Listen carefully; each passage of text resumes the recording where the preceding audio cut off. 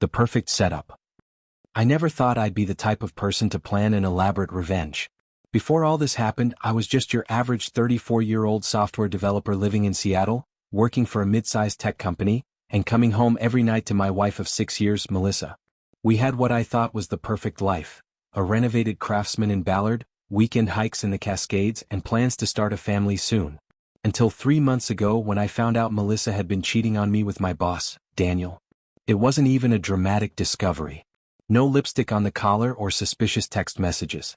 I simply came home early from a business trip, a conference in San Francisco that had ended a day sooner than expected, and found Daniel's Tesla parked in our driveway.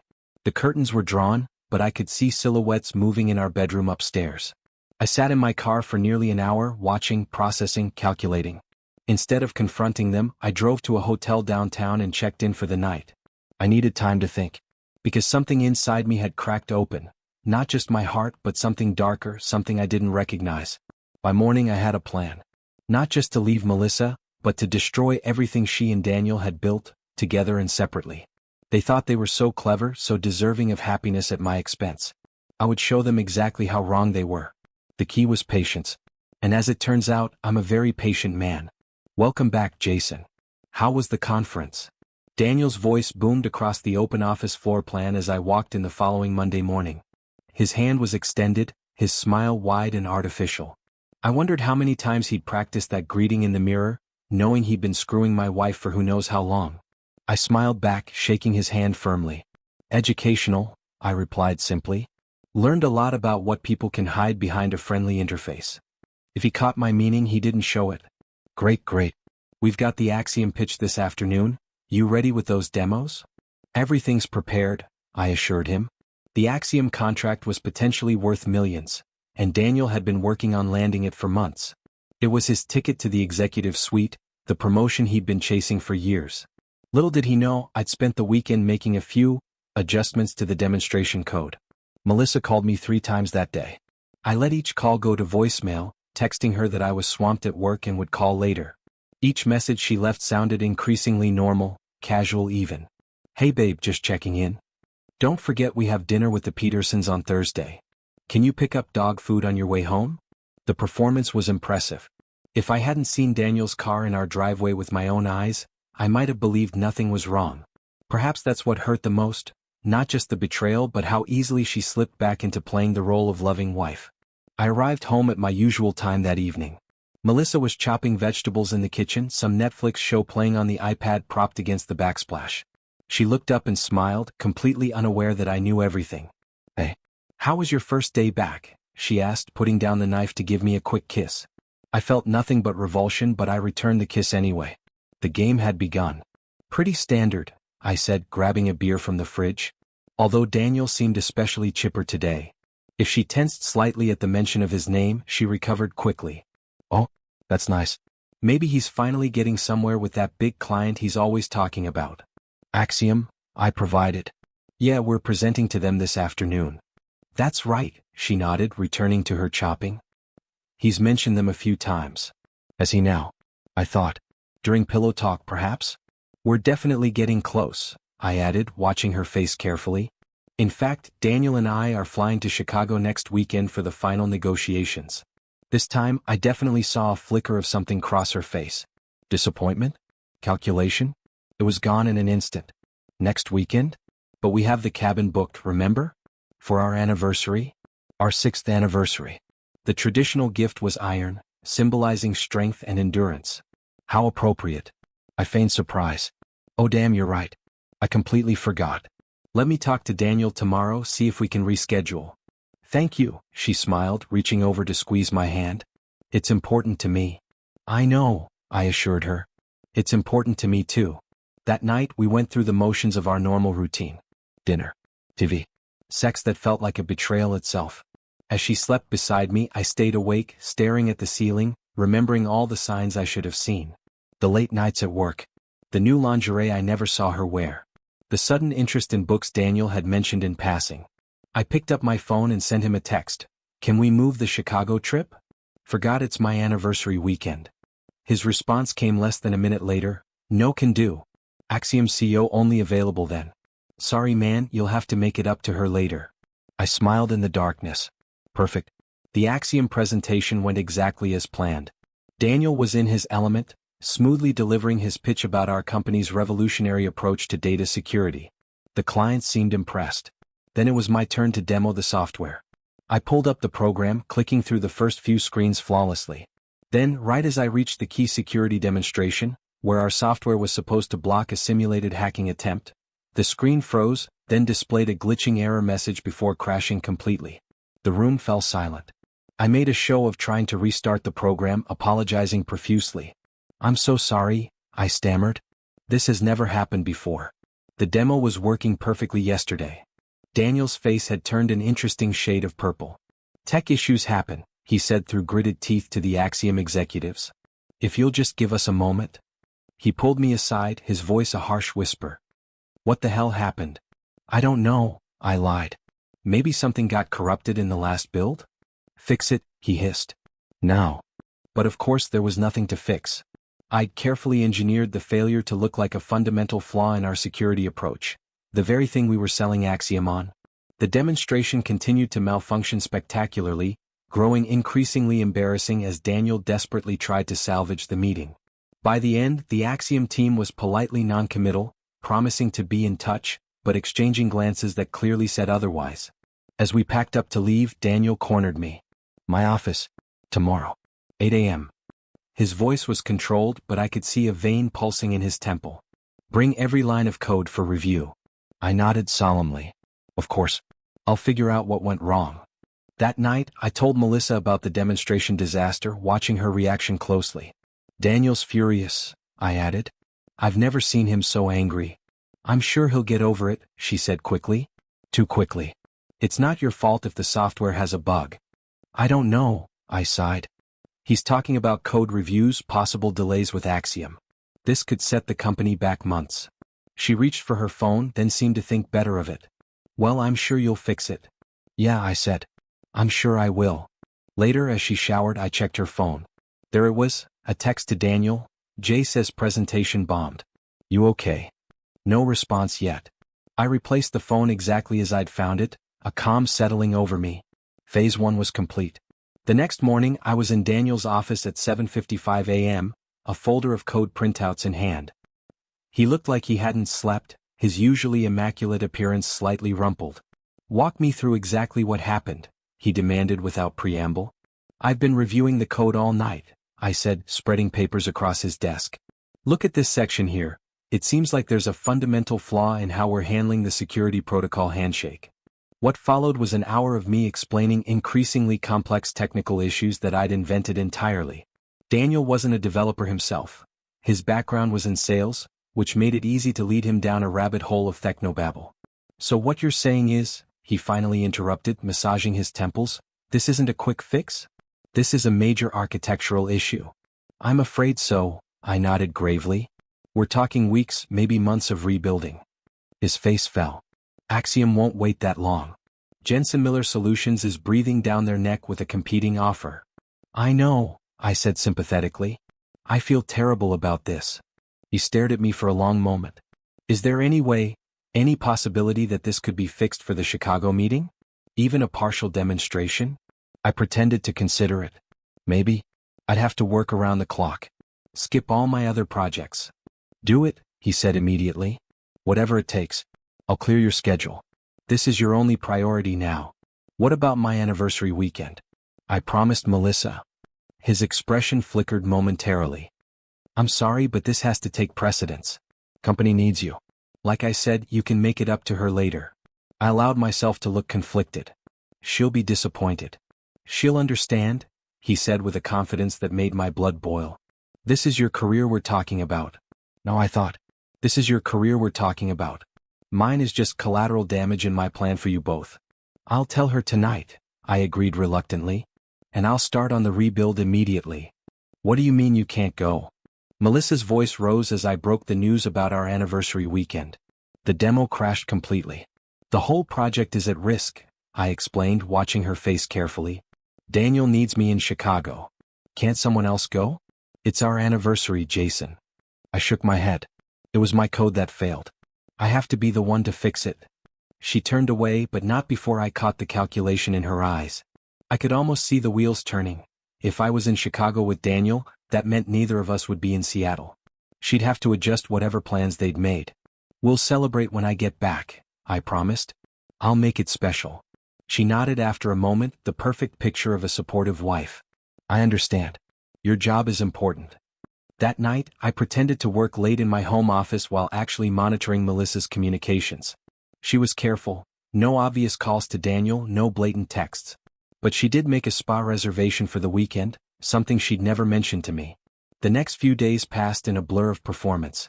I showed Daniel increasingly complex fixes to the non-existent problem, each one giving him just enough hope to keep believing we could salvage the Axiom deal. At home, I played the part of the apologetic, overworked husband, promising Melissa I'd make our missed anniversary up to her. By Friday, everything was in place for the Chicago trip. I'd booked our flights, reserved hotel rooms, and scheduled a meeting with Axiom's technical team. Daniel was stressed but optimistic as we boarded the plane. "You're sure the new demo will work?" he asked for the 10th time as we settled into our first-class seats. "Absolutely," I assured him. "I've tested it repeatedly. No issues." He finally relaxed, ordering a whiskey from the flight attendant. "Thank God. You know how important this is, right? Not just for the company but for me personally. The board is watching this deal closely." "I know," I nodded. "Don't worry. Everything's going to work out exactly as it should." As he sipped his drink, I pulled out my phone, ostensibly to check emails before takeoff. Instead, I opened a hidden app that connected to the cameras I'd installed throughout my house 3 days earlier. No activity yet. But the weekend was just beginning. Chicago was unseasonably cold that weekend, a bitter wind whipping between the skyscrapers as Daniel and I made our way to Axiom's headquarters Saturday morning. I could see his confidence growing with each step. He fully believed we were about to save the deal. The Axiom technical team was waiting for us, their expressions guarded after the previous demonstration's failure. Daniel smoothly reintroduced us, then handed the floor to me for the demo. I pulled up the program, took a deep breath, and began. This time, everything ran flawlessly, the interface responsive, the security protocols engaging exactly as they should. The Axiom team's skepticism gradually gave way to genuine interest as I walked them through each feature. Then came the moment of truth, the security demonstration that had failed so spectacularly before. I initiated the sequence, and it executed perfectly, blocking the simulated attack just as it was designed to do. I caught Daniel's eye across the room. He looked like a man reprieved from execution, his relief palpable. The rest of the meeting went smoothly, with technical questions I answered easily and pricing discussions that Daniel handled with his usual finesse. By the end, the Axiom team was practically sold. "We'll need to review with our CEO," their lead engineer said, "but I think we're all impressed with the recovery you've made since the last demonstration." After they left, Daniel grabbed me in a bear hug. "You fucking did it. I knew you would pull through." I returned his embrace, my smile not reaching my eyes. "Just doing my job." "This calls for a celebration," he declared. "Dinner's on me tonight. The best steakhouse in Chicago." "Actually," I said, checking my watch, "I think I'm going to head back to Seattle on the next flight. Try to salvage some of my anniversary weekend with Melissa." His smile faltered slightly. "You sure? We've got the rooms booked through tomorrow." "I'm sure," I nodded. "You stay, enjoy the city. I should get back to my wife." Something like guilt flickered across his face. "Right. Of course. I'll handle any follow-up questions from Axiom." "Perfect," I smiled, already pulling up flight options on my phone. "I'm booking a seat on the 2 p.m. Should be back in Seattle by dinner time." As I left the Axiom building, I felt Daniel watching me from the lobby. I wondered if he was already texting Melissa, warning her of my early return. It wouldn't matter. The cameras would tell me everything I needed to know. During the flight back to Seattle, I didn't access the home cameras. I didn't need to. I knew exactly what would happen once Daniel warned Melissa I was coming home early. She would panic, clean up any evidence of whatever plans she'd made for the weekend, and prepare to act surprised and delighted by my early return. Instead, I focused on the final phase of my plan. I reviewed documents on my laptop, made several encrypted calls using the plane's Wi-Fi, and sent a series of precisely timed emails. By the time we landed in Seattle at 4:30 p.m. local time, everything was in motion. I took a rideshare directly home, watching the familiar neighborhoods pass by with an almost surreal detachment. Soon, very soon, this chapter of my life would be over. Our house looked perfectly normal as I approached. Lights on against the early evening darkness, Melissa's car in the driveway. I unlocked the front door and stepped inside. "Hello," I called out. Melissa appeared from the kitchen looking genuinely surprised. "Jason, what are you doing home?" She was wearing yoga pants and one of my old college t-shirts, hair pulled up in a messy bun. The perfect picture of a wife having a quiet weekend alone. If I hadn't known better, I might have believed it. "The demo went perfectly," I explained, setting down my bag. "Everything's back on track with Axiom. I thought I'd surprise you, see if we could still salvage our anniversary weekend." She crossed the room to hug me and I forced myself to return the embrace. "That's wonderful. Both that the demo worked and that you're home." She pulled back to look at me. "Have you eaten?" "I was just making some pasta." "Sounds perfect," I smiled.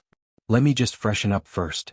In our bedroom, everything was immaculate, no sign that she'd been planning anything other than a quiet weekend alone. The bathroom was similarly spotless. As expected, she'd covered her tracks perfectly. Over dinner, I told her about the successful demonstration, watching her reactions carefully.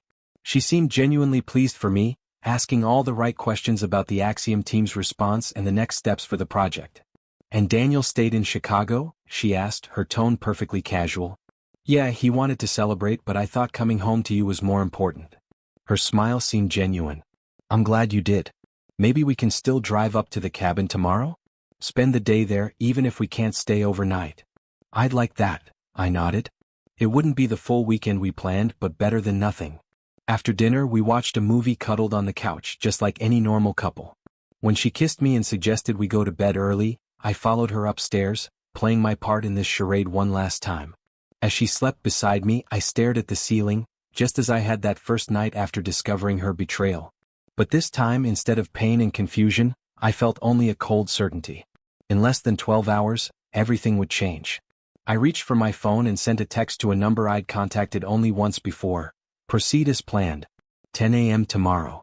Sunday morning dawned bright and clear, a rarity for Seattle in autumn. I made breakfast while Melissa showered, preparing her favorite avocado toast and brewing the expensive coffee she preferred on weekends. "This is nice," she smiled, joining me at the kitchen table. "Thank you. I thought we could use a good meal before driving up to the cabin," I replied, pouring her coffee. "The forecast is perfect for a hike." We ate in comfortable silence, the Sunday morning stretching peacefully around us.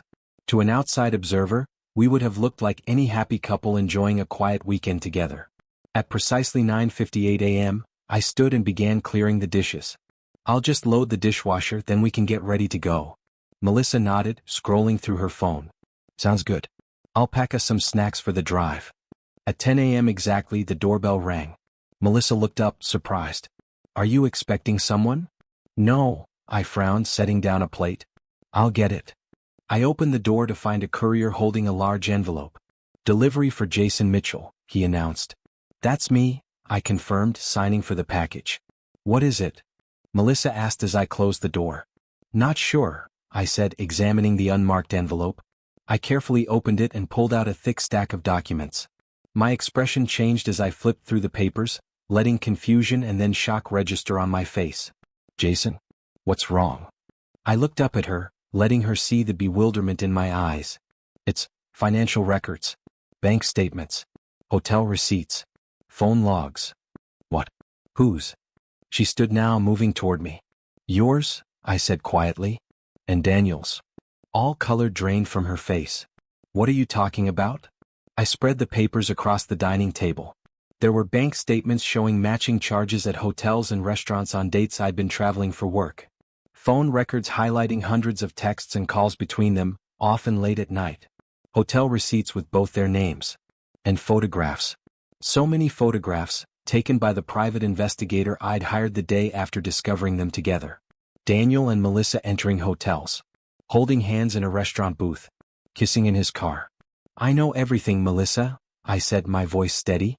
"I've known for months." She stared at the evidence, her mouth opening and closing without sound. Then predictably came the denial. This isn't what it looks like. I can explain." "Don't," I cut her off. "Please don't insult me by lying more than you already have." Tears filled her eyes. "Jason, please, it was a mistake. It didn't mean anything." 3 months isn't a mistake," I said coldly. It's a choice. A series of choices made day after day. The doorbell rang again. That'll be my lawyer, I said, checking my watch. Right on time. Her eyes widened. Lawyer? Jason, we need to talk about this. We're past talking, I replied, moving to answer the door. My attorney, Elaine Chin, stepped inside, briefcase in hand. She nodded professionally to Melissa before turning to me. Everything's ready. What's happening? Melissa demanded, panic rising in her voice. I turned to face her. I'm filing for divorce, effective immediately. The papers are all prepared. You have 1 hour to pack essential belongings and leave the house. You can't do this, she whispered. This is my home too. Actually, he can, Elaine interjected, opening her briefcase. The house is solely in Mr. Mitchell's name. Your name was never added to the deed after your marriage, as stipulated in your prenuptial agreement regarding property acquired before the marriage. Melissa's face crumpled. The prenup only covered assets we brought into the marriage, not what we acquired together. That's partially correct, Elaine agreed, but there's a moral clause you seem to have forgotten about. Section 12, paragraph 3 specifically states that infidelity nullifies all claims to jointly acquired assets. I watched the realization dawn on Melissa's face. She had signed that prenup without much thought 6 years ago. We'd both been so in love, so certain we'd never need it. You planned this, she accused, anger replacing shock. The Chicago trip, coming back early, you set me up. No, I corrected her. I simply gave you opportunities to make choices. Every decision was yours, Melissa. Just like your decision to sleep with my boss. Her face hardened. You won't get away with this. I'll fight it in court. You're welcome to try, I shrugged. But given the evidence and your signature on the prenup, it would be an expensive exercise in futility. I checked my watch again. Your time is ticking. 53 minutes left to pack.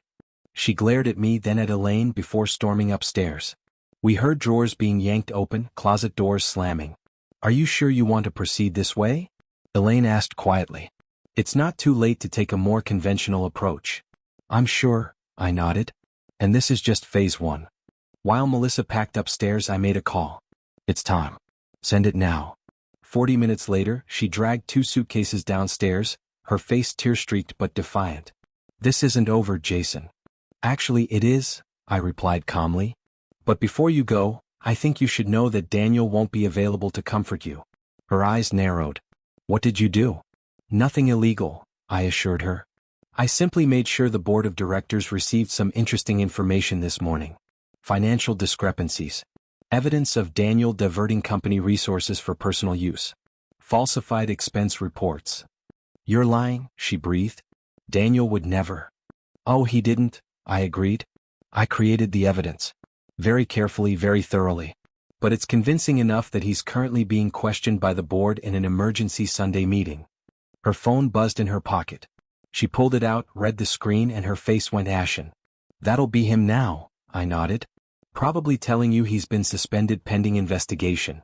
She looked up at me, truly seeing me perhaps for the first time. Who are you? I never thought you could be so calculating? Ruthless. I suggested. Funny, I thought the same thing about you. You've ruined his career over nothing but jealousy, she accused. I laughed, the sound hollow even to my own ears. No, I've ruined his career because he slept with my wife and thought there would be no consequences. Actions have consequences, Melissa. You're both learning that today. She shook her head, tears falling freely now. You'll regret this. Perhaps, I conceded. But not as much as you two will. Elaine stepped forward, handing Melissa a card. My office will be in touch regarding next steps. I suggest you retain counsel immediately. Without another word, Melissa grabbed her suitcases and walked out the door. I watched from the window as she loaded them into her car and drove away, phone pressed to her ear, no doubt coordinating with Daniel about this unexpected disaster.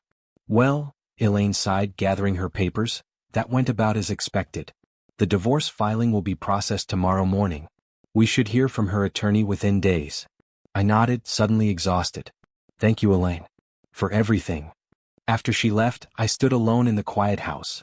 The house that had once represented everything I thought we were building together. I walked through each room slowly, touching furniture, looking at photographs I would soon take down. My phone rang.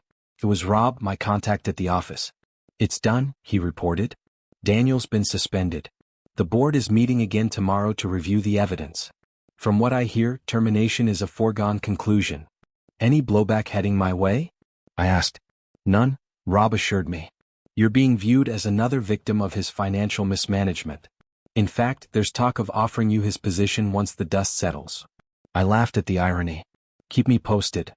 After hanging up, I walked upstairs to the bedroom Melissa and I had shared for 6 years. I stripped the sheets from the bed, stuffed them into a garbage bag, and opened the windows to let fresh air obliterate any lingering trace of her perfume. Then I sat on the bare mattress and allowed myself, for the first time since this all began, to feel the full weight of what had happened, what I had lost and what I had become in response. The perfect life I thought I had was gone. But so were the lies it had been built upon. The following weeks unfolded exactly as I had orchestrated. Daniel was terminated for financial improprieties, his reputation in the industry shattered. The evidence I had fabricated was convincing enough to justify his dismissal, but not quite solid enough to warrant criminal charges, precisely as I had intended. I didn't want him in prison. I wanted him unemployable in the only field he knew. Melissa moved in with her sister across town. Through her lawyer, she initially threatened to contest the divorce and prenup, but when presented with the full dossier of evidence documenting her affair, she quickly changed her approach. The divorce was finalized in near-record time, with Melissa receiving only what she had brought into the marriage. As Rob had predicted, I was offered Daniel's position at the company. The Axiom deal went through, bringing with it a substantial bonus and stock options. From the outside, it appeared I had emerged from the wreckage of my personal life with my professional life flourishing. But success felt hollow.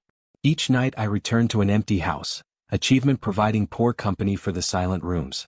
I had executed my revenge flawlessly, destroyed the people who had betrayed me, and yet found no satisfaction in their downfall. 3 months after the divorce was finalized, I received an unexpected email from Daniel. We need to talk. No tricks, no lawyers. Just talk.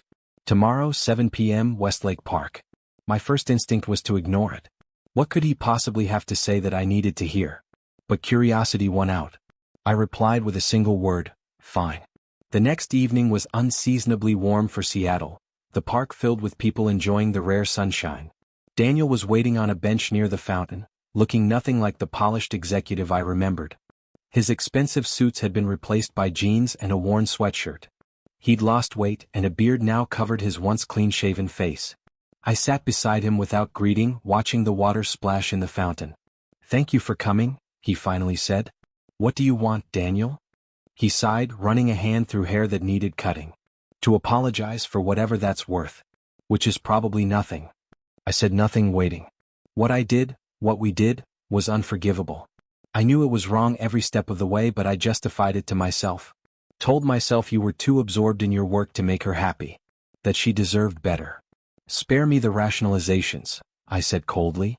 "No, you're right," he nodded. "No excuses. I betrayed you, as your boss, as someone you trusted. There's no justification." We sat in silence for a long moment. "You destroyed my career," he finally continued. "My reputation. Everything I spent 20 years building. Actions have consequences." He laughed bitterly. "Yes, they certainly do. I've spent 3 months sending out resumes, calling in every favor, every connection. Nothing. Not even an interview. I'm radioactive." That was the idea. He turned to look at me directly. "I know. And I can't even say I don't deserve it. But I wanted you to know something, Melissa didn't." This caught me off guard. "Didn't what?" "Deserve what you did to her," he clarified. "She wanted to end it multiple times. Said it was wrong that she loved you. I was the one who kept pushing, kept manipulating." I scoffed. "She's a grown woman who made her choices." "She did," he agreed. "But you should know she was going to tell you. That weekend when you were supposed to be in Chicago. She decided to confess everything, ask for forgiveness or accept the consequences. This revelation hit me harder than I expected." "Why should I believe anything you say?" He shrugged. "You shouldn't, probably. But it's the truth. For whatever it's worth." He stood to leave, then paused. "One more thing. She's sick, Jason." My head snapped up. "What?" "Cancer. Diagnosed last month. That's actually why I reached out. I thought you should know." "What kind of cancer?" I asked, my voice unsteady. "Ovarian. Stage 3. She's starting treatment next week." He looked down at me, his expression unreadable. "She didn't want me to tell you. Said you had every right to your peace after what we did. But I thought, I don't know what I thought. That you deserve to know, maybe. He walked away then, leaving me stunned on the bench as the sun began to set over the park. I didn't sleep that night. Daniel's words echoed in my head, along with memories of Melissa. Not the woman who had betrayed me, but the woman I had loved for nearly a decade. The woman who had nursed me through pneumonia 3 years ago. Who had supported my career even when it meant long hours and missed weekends. Who had held me at my father's funeral when I couldn't stand on my own. By morning, I knew what I had to do.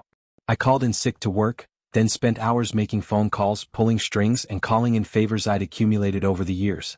By afternoon, I had what I needed: the name of Melissa's oncologist, her treatment plan, and a list of the best specialists in ovarian cancer treatment on the West Coast. I drove to her sister's house, rehearsing what I would say, how I would approach this impossible situation. But when her sister opened the door, the carefully prepared speech evaporated. "Is she here?" I asked simply. Her sister's expression was guarded. "Why?" "Daniel told me. About the cancer. I need to see her." "She doesn't want to see you, Jason. Hasn't she been through enough?" "Please," I said, the word unfamiliar in my mouth after months of cold calculation. 5 minutes. Her sister hesitated, then stepped aside. 5 minutes. She's in the guest room. But if you upset her, I'm calling the police. I found Melissa sitting by the window, a book open in her lap, though she didn't seem to be reading it. She looked up as I entered, her face registering shock, then wariness.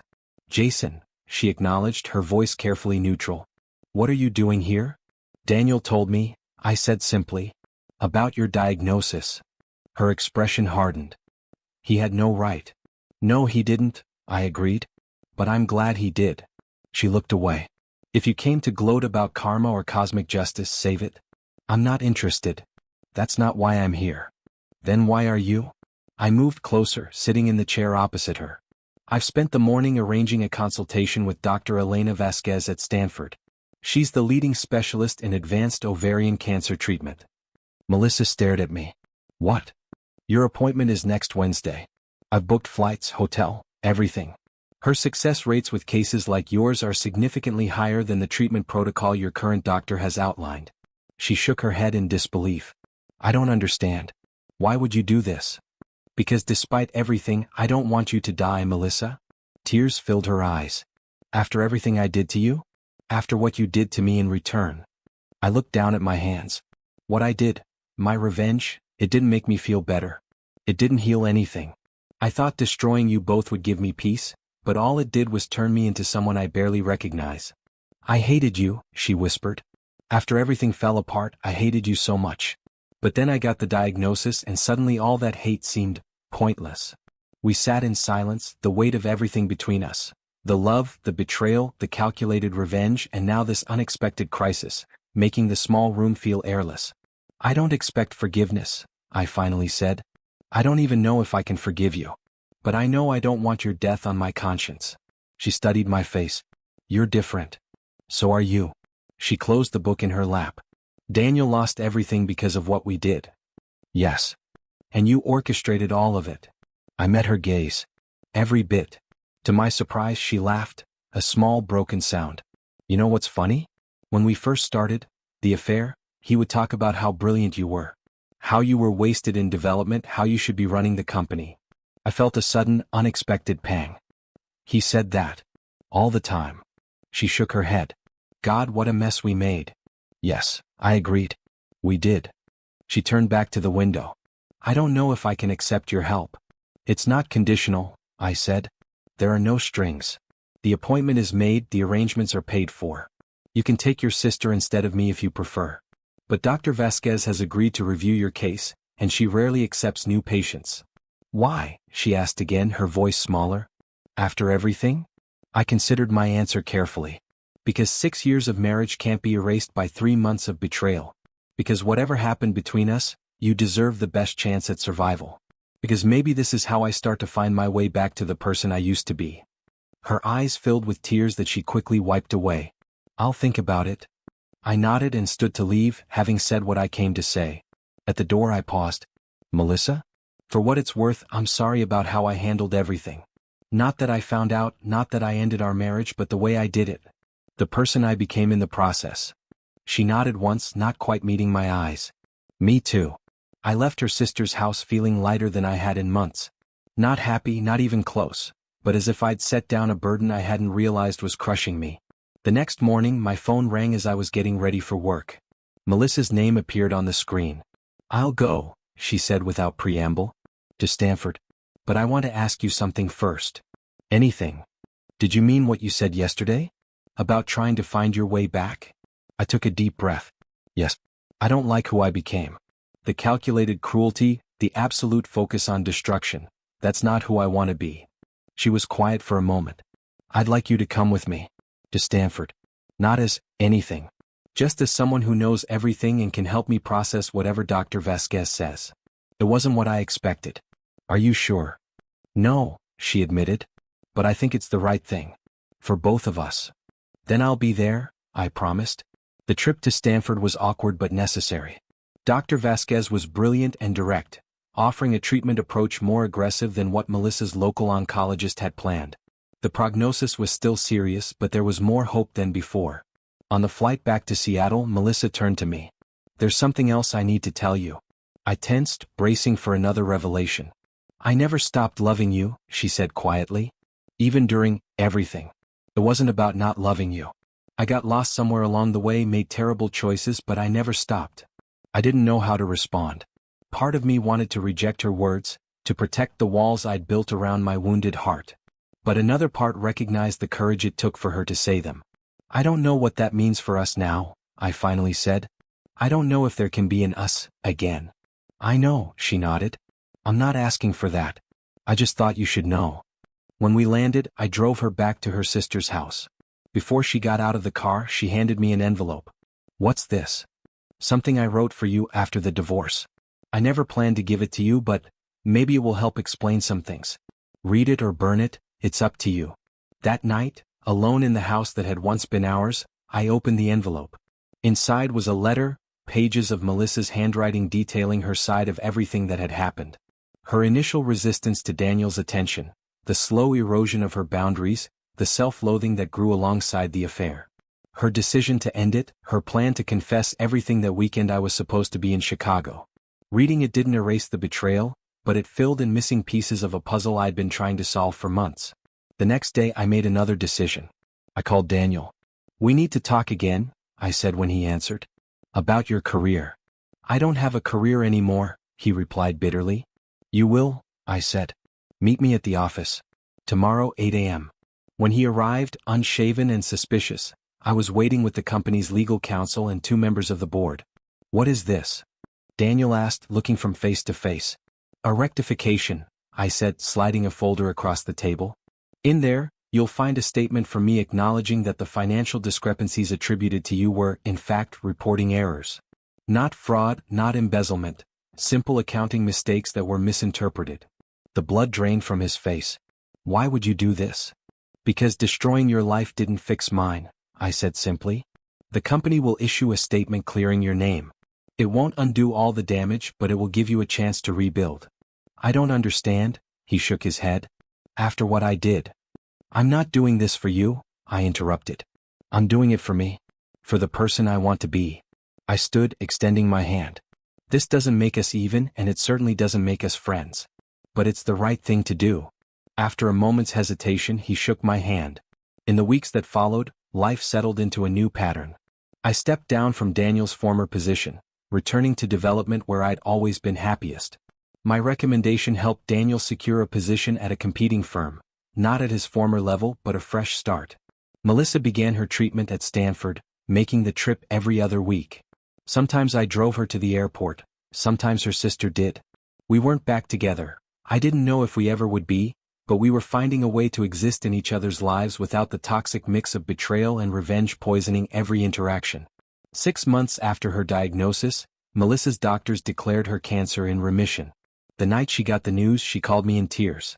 "I owe you my life," she said. "No," I corrected her. "You owe it to yourself and to Dr. Vasquez. All I did was make a phone call."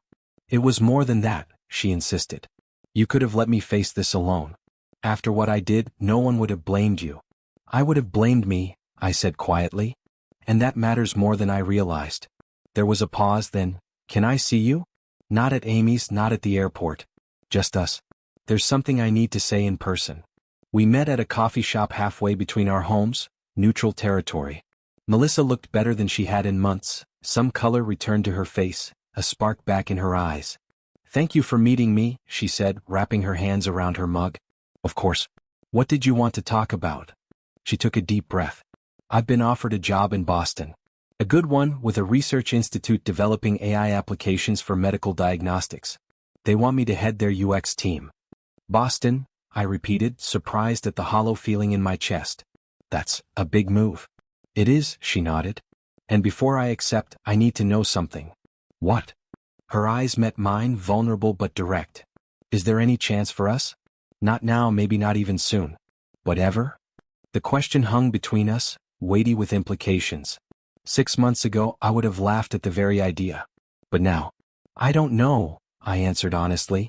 There's so much damage, so much hurt. I know, she acknowledged. And if you say there's no chance, I'll understand. I'll take the job in Boston and we can both move on with our lives. I looked at this woman I had loved, had hated, had sought to destroy, and then had helped save. The journey we'd taken together was nothing like what I'd imagined when we'd exchanged vows 6 years ago. It was messier, more painful, more real. Don't take the job yet, I finally said. Give us time. Not to go back to what we were, that's impossible. But maybe to build something new, something honest this time. Relief flooded her face. Are you sure?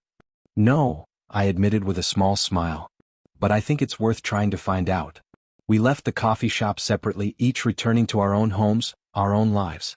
There were no promises, no guarantees, no fairy tale endings. Just two flawed people who had hurt each other deeply, now cautiously exploring whether healing was possible. I didn't know if we would succeed. But as I drove home alone, I realized something important. The perfect setup wasn't the revenge I had so carefully orchestrated. It wasn't the calculated destruction of those who had wronged me. The perfect setup was this: the courage to face our worst mistakes, the strength to forgive the unforgivable, and the wisdom to recognize that even the most broken things sometimes deserve a chance to be rebuilt.